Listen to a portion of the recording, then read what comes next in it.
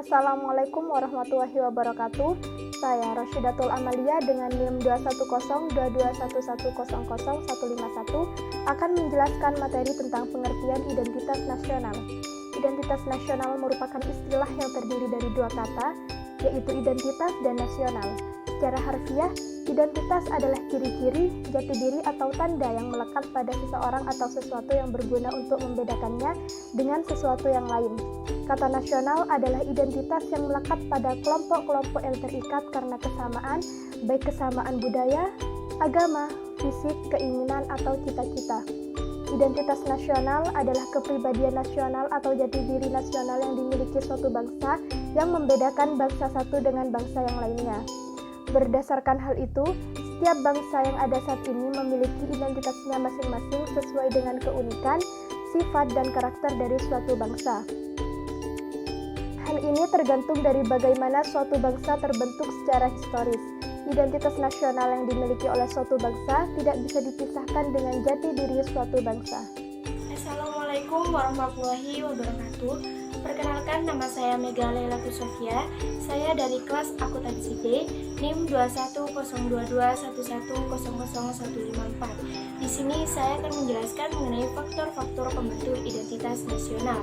Seperti yang sudah dijelaskan bahwa identitas nasional bersifat buatan, ada banyak faktor-faktor yang membentuk identitas nasional suatu bangsa.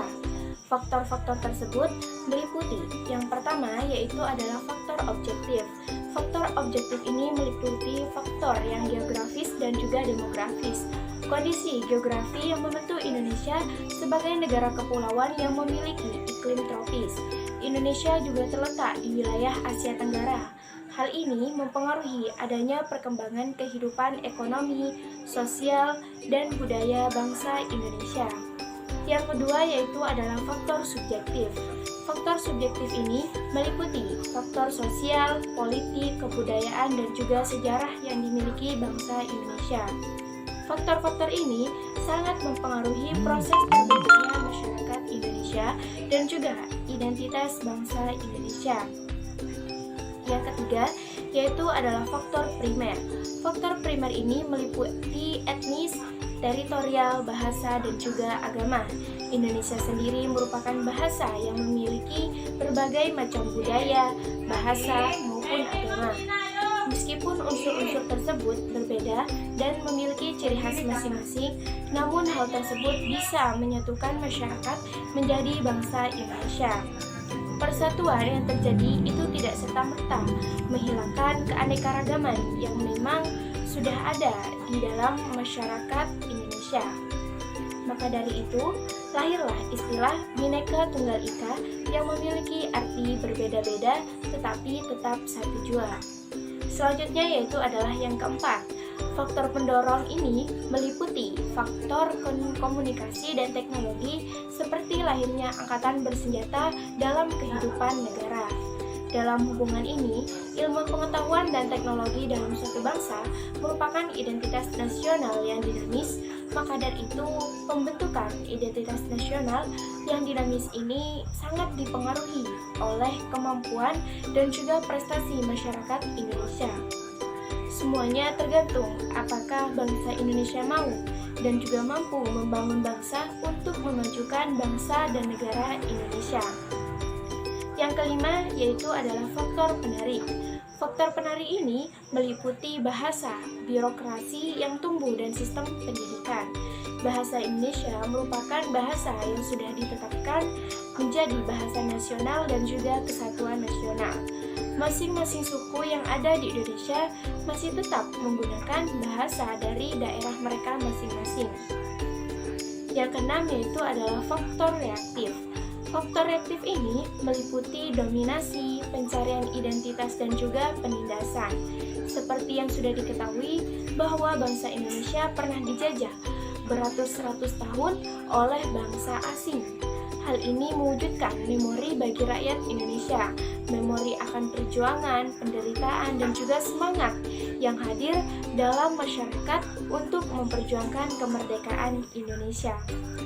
Faktor-faktor tersebut merupakan proses dalam sebuah pembentukan identitas nasional.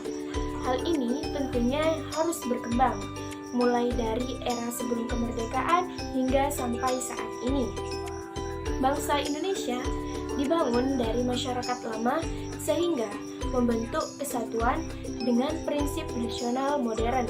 Maka dari itu, dalam pembentukan identitas nasional yang sangat erat dengan unsur-unsur sosial ekonomi, budaya, geografis, dan juga agama.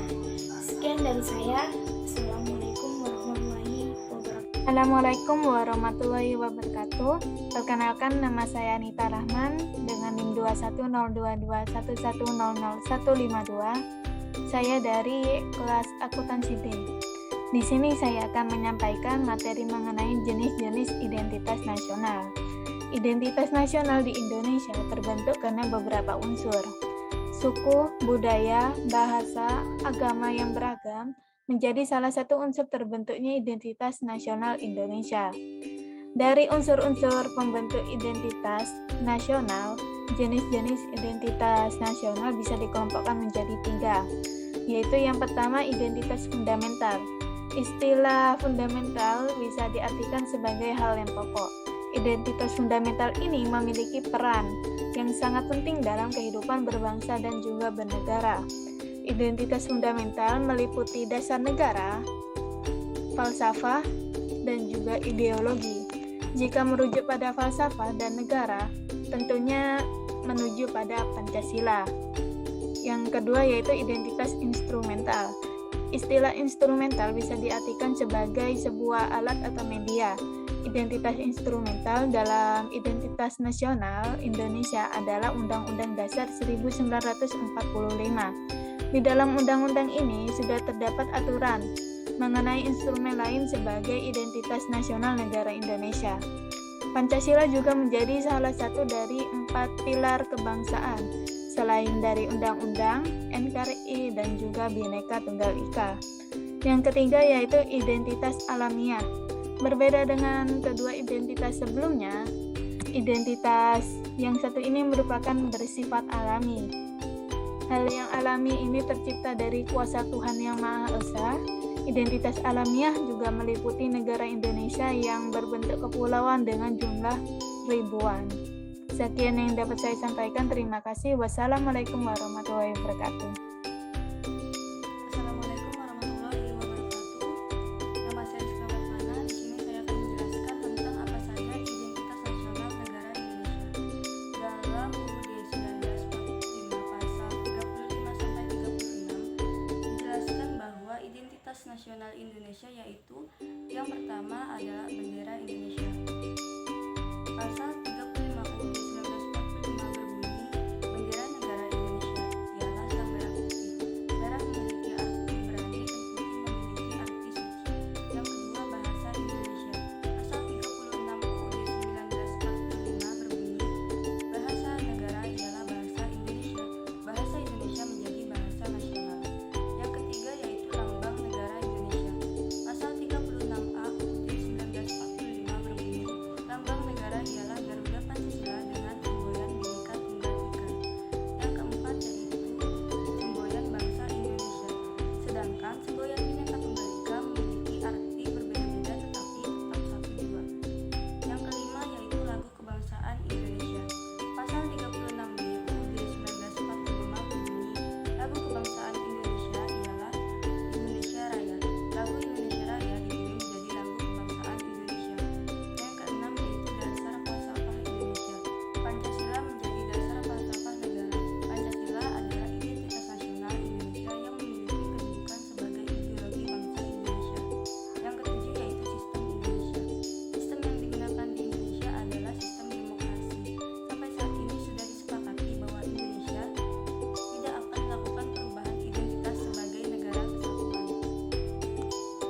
Assalamualaikum warahmatullahi wabarakatuh. Saya Medan Jadila dari kelas akuntansi D dengan NIM 10211100048. Saya akan menjelaskan tentang tantangan identitas nasional di kalangan masyarakat.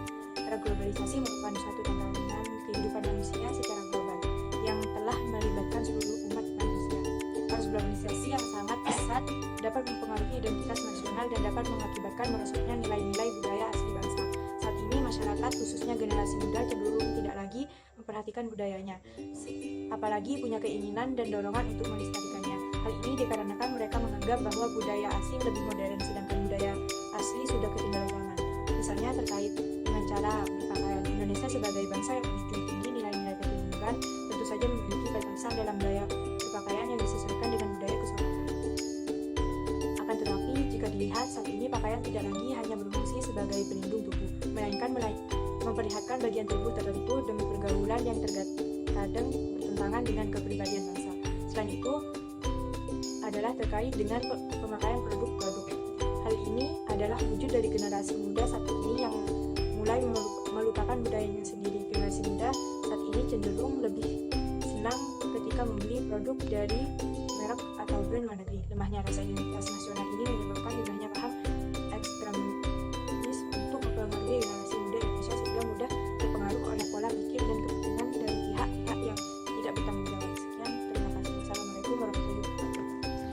Di sini saya akan menjelaskan tentang bagaimana upaya menyadarkan kembali bangsa Indonesia terhadap pentingnya identitas nasional.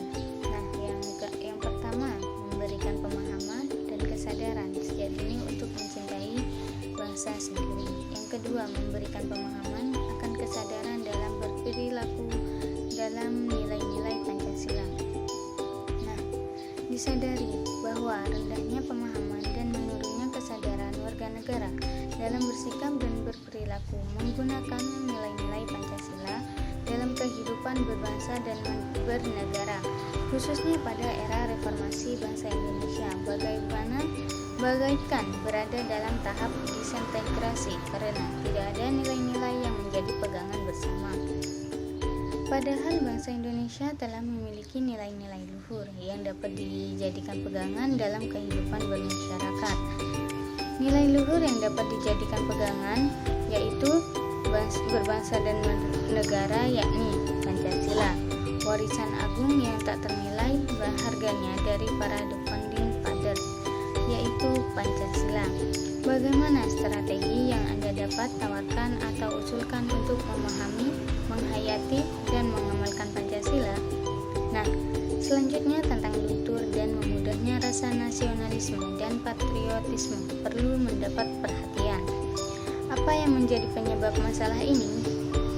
Apabila orang lebih menghargai dan mencintai bangsa asing, tidak perlu lagi dikaji aspek atau bidang apa yang dicintai tersebut. Bangsa Indonesia perlu ada upaya, yakni membuat strategi agar apa yang dicintai tersebut beralih kepada bangsa sendiri. Demikian pula apabila orang Indonesia lebih mengagungkan prestasi bangsa lain dan tidak bangga dengan prestasi bangsa sendiri, sebenarnya sesuatu yang aneh. Hal ini perlu ada upaya dari generasi baru bangsa Indonesia untuk mendorong agar bangsa Indonesia membuat prestasi yang tidak dapat dibuat oleh bangsa asing. Demikian pula apabila orang Indonesia lebih bangga menggunakan produk asing daripada produk bangsa sendiri, hendaknya bangsa Indonesia mampu mendorong semangat kompetisi. Intinya, bangsa Indonesia perlu didorong agar menjadi bangsa yang beretos, kerja tinggi, rajin, tekun, ulet, dan tidak malas, serta menjunjung tinggi nilai kejujuran. Semua nilai-nilai tersebut telah tercakup dalam Pancasila sehingga pada akhirnya semua permasalahan akan terjawab apabila bangsa Indonesia mampu dan berkomitmen untuk mengamalkan Pancasila.